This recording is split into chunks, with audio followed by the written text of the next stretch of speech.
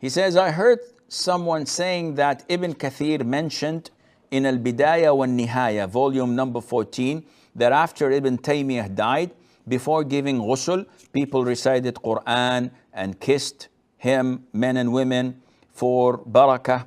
And the water they used for ghusl, people drank it. And so many other bid'ahs and shirk happened. Was it true? Or Ibn Kathir was wrong? Or the guy who is saying this is deviant? First of all, this was mentioned in Al-Bidayah wa Nihaya of Ibn Kathir. Al-Bidayah wa Nihaya is a history book. It's composed of like 20 volumes, I think. I don't recall it now. It's big, it's huge. And it talks about from the time of Adam, as if there were anyone to report it. From the time of Adam, of Noah, of Abraham, etc. It has all details of little things that took place, which no one was there. But this is history. And knowledge is not taken from books of history. This is point one. Point two, Ibn Taymiyyah himself, may Allah have mercy on his soul, was one of the greatest scholars of all times. He was so forcefully attacking and rejecting innovation. Anything that draws people close to shirk. He was protecting the tawheed. And he would never approve or had approved any of these acts mentioned. Thirdly, none of those who had performed these innovations, such as reciting the Quran, kissing the dead body of women to a dead person, who does this? Seeking blessing through kissing him, or even drinking the water after washing him? What nonsense is this? None of his students had done this or approved it. And the laymen do more heinous things than this. So whatever was reported and done was not done by the approval or acknowledgement of Shaykh al-Islam ibn Taymiyyah, because he was dead. Now the issue is, why didn't Ibn Kathir comment on such practices?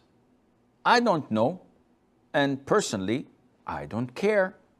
See, we do not take our religion from Ibn Taymiyyah or Ibn Kathir or Imam al-Dhahabi or Tom, Dick or Harry. They are great scholars of Islam. We put them on the top of our heads, and we are not even equivalent to their toe fingernail.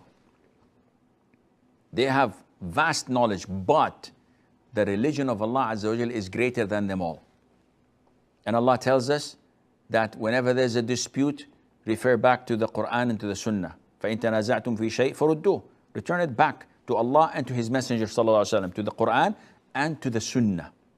So whatever was mentioned by Ibn Kathir is unacceptable.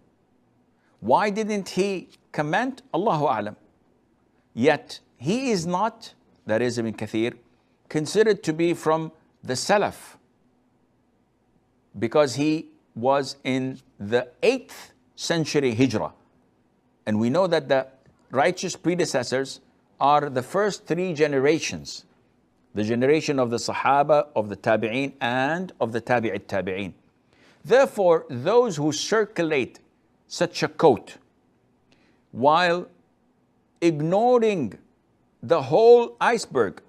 This quote is at the tip of an iceberg, but there's a whole iceberg that condemns shirk, that condemns innovation, that talks clearly about these practices and how they do not relate to Islam. Not only that, that they even invalidate Islam. So those who quote it definitely have illness in their hearts, because they've neglected all the teachings of Ibn Taymiyyah and came to an incident that happened after his death. What do you want him to do? To rise from the dead and say, listen, this is bid'ah, this is innovation, what are you doing? This is not logical. And Allah knows best.